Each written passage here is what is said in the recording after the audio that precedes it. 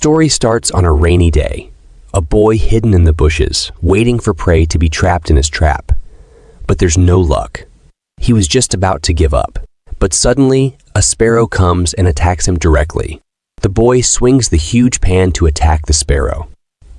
The sparrow falls to the ground. Then MC jumps and cracks the sparrow neck. He is relieved now that he got a reward after waiting all night. Now, with this huge bird, he can exchange food for several days. He was just thinking, but suddenly his head starts to hurt. It's an old illness he has, but it only occurs at midnight. Everyone said to him that this is just a simple headache, but he knows that this feeling he had is not pain but pure chaos. But this time, it is different from the past. This time, he still has his consciousness. After some time, he saw a bright light. After the light, he saw a palace covered in hazy smoke, and as he approached it, he saw a big in front of him. He opened the door and entered the palace. It's big and magnificent, but gloomy looking. He looks around and saw something on the table. But before he approached it, his head starts to hurt again, and he found himself back. But there is a big man eyeing his prey. As he starts to wake up, that man jumps behind and orders Mick to give him the prey. MC looks behind, swings his pan again, and breaks that man's teeth off. It's like digging up a mountain to only find a mouse. Mick starts going from there. Then, suddenly, a blue screen appears in front of him. There's a quest in it asking him to give his prey to someone else. Then, Mick looks behind and gets behind the big man. He asks the big man if he wants it. The big man is confused and says that yes, he wants it. Then, Mick gives him the bird. That man gets very happy. Then, the system window appeared again. In the palace, a paper flies towards the thing on the table. That thing is actually a typewriter. The paper goes into the typewriter itself, and the typewriter starts writing itself. What it wrote was the reward of the quest completion. The reward was the basic duplication scroll. It can be used to learn another person's skills. MC was just thinking about the system and the reward, and that man starts thanking him and saying that he is a great person. Then MC looks at him and takes the sparrow back. The big man's heart was broken by Mock. He was crying, saying that this world is really going down. The sun was shining as Mick returns back to his hometown. He looks up at the big wall, but that's not where his home is. You have to look down at the foot of the wall to see his hometown. It's in this slums, like small town. If you are thinking about what behind the wall, I will explain it in detail later for now. Let's back to the story. As he walks through the streets of the town, there are some dangerous-looking men watching him and the prey he caught. MC looks at them and grabs his weapon as they start to close in. A man from their group smiles at Mac, ready to fight. But a man from his own group stops him and tells him not to mess with Mick because he has a brain disease. After that, Mick walks away from there. After some time, he reaches a shop to sell his prey. Mick bangs the bird on the counter and asks the shopkeeper its worth. The shopkeeper asks him to put it gently on the glass because it's precious. You can tell by Mick how much he cared about that. Then the shopkeeper weighs the sparrow and tells him that it's 3 caddies and 6 tails and starts calculating the price. Then Mick stops. The shopkeeper says that the market price is pretty good. Sparrow is 200 yuan per caddy, so he will give him 700 yuan. I'm sure many times you guys already know. But for those who don't know, it's Chinese currency and weight system. 1 caddy is equals to 0.6 kilograms, and $1 is equals to 7.29 Chinese yuan.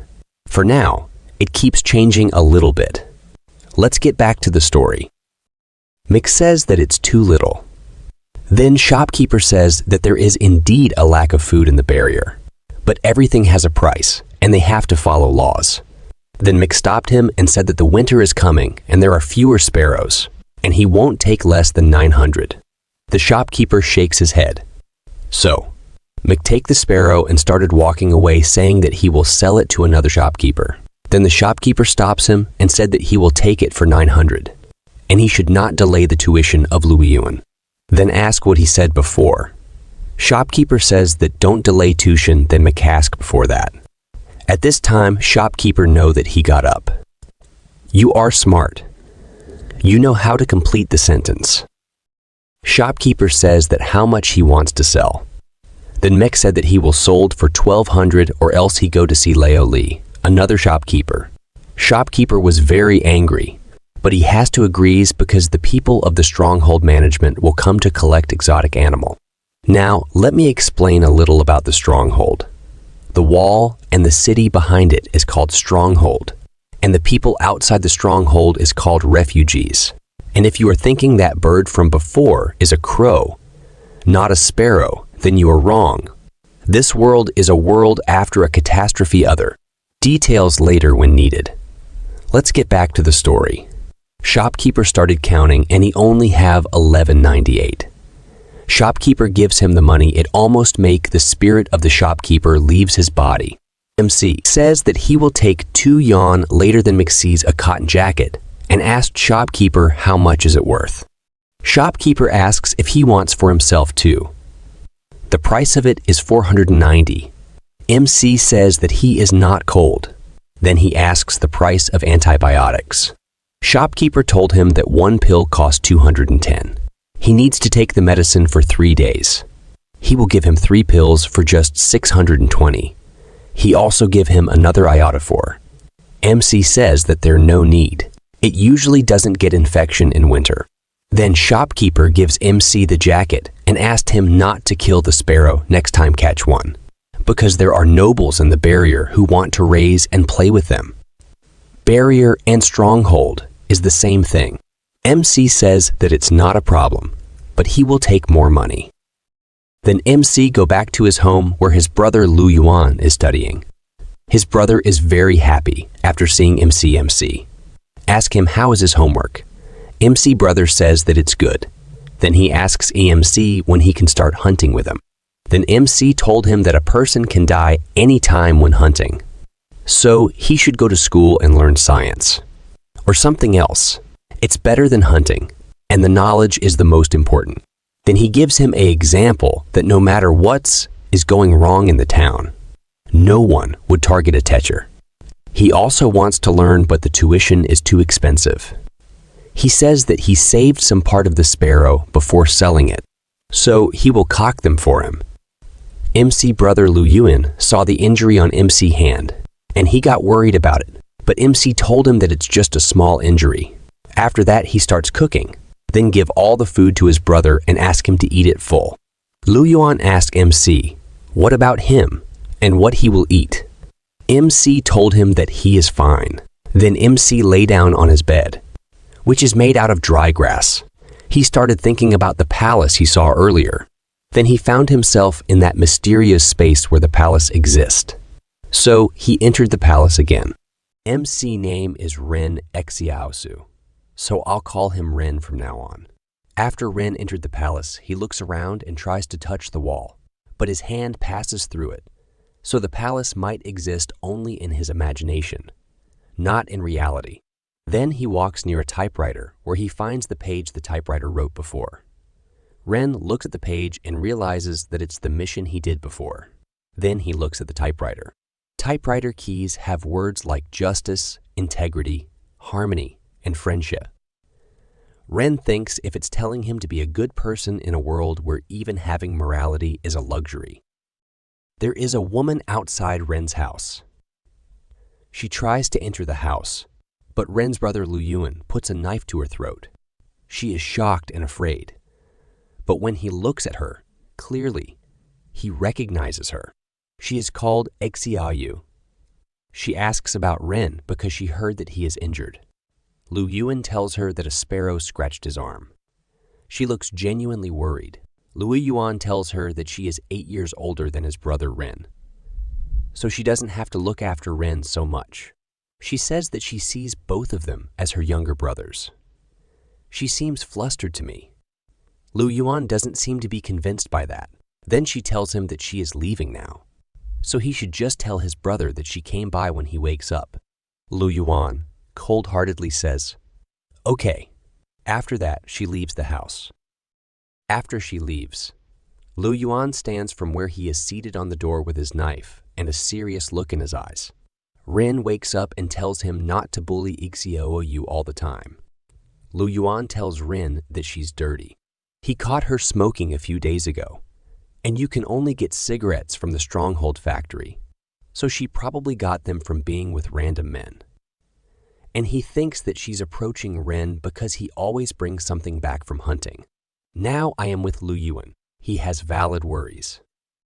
Rin looks at him and asks him about who is clean in this world, and if he wants to survive in this world, he can't stay clean. They're forced to do all this, so he should just turn her down instead of bullying her. Lu Yuan says, okay, and asks Rin why he's awake. Rin tells him that he was thinking about things. He tells his brother that he might possess some kind of ability too. But he's not sure though.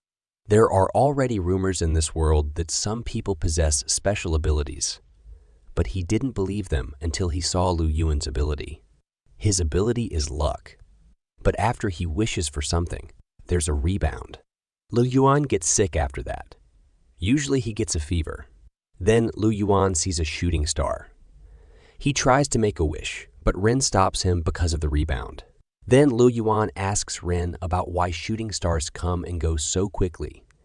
And what if people can't make a wish in time? Rin tells him that they do that because they don't want to listen to anyone's wishes. The next day, Lu Yuan goes to school and Rin stands at the window to listen to lectures. The teacher tells them they're going to discuss the age of civilization. He asks everyone if anyone knows what technology is, but everyone is chatting or sleeping. Only Rin is the one who is listening with full focus. Well, it's true for everyone and everything. If someone has something, they won't value it and only complain. After that, the teacher teaches them until lunchtime, and Ren keeps looking from the window. Of course, the teacher already knows about Ren, so he comes out and tells him that he can stand at the door to listen to his lessons, but he is not allowed to enter the classroom. Ren bows and thanks him.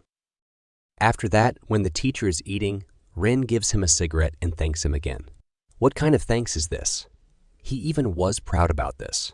After that, the teacher takes a shot and tells Ren that students like him are rare in chaotic times, who enjoy attending lessons, and asks him about why he enjoys listening to the lessons. Ren says that there's nothing wrong with learning more.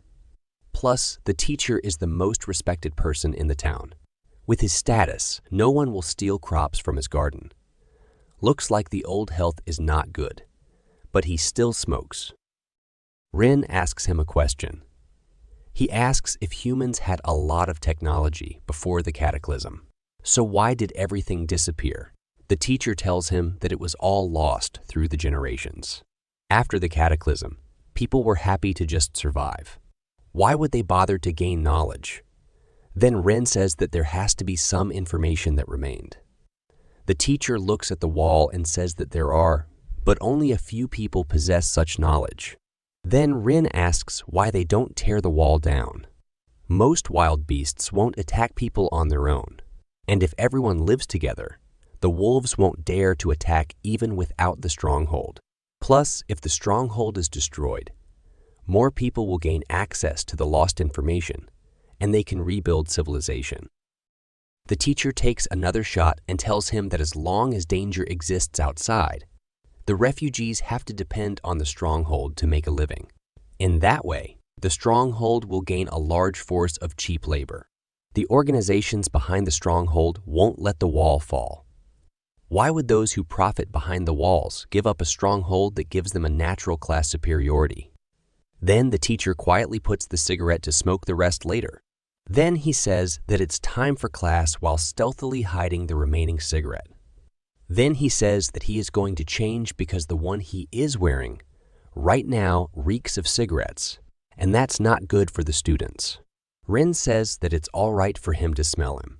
He didn't ask Ren to stand further away. Then suddenly, he gets a new mission to teach others. Then they get to the class and Ren stands at the door. Then the teacher starts the classes. This time, it's a survival class. Then he asks Ren about what to do when they encounter a pack of wolves in the wild.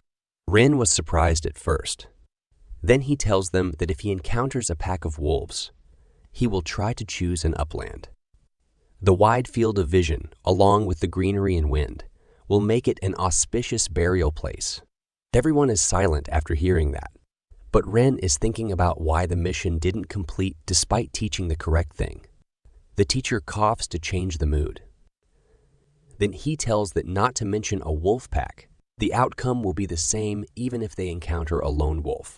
There's basically no chance of surviving. So the best choice would be to choose a burial place.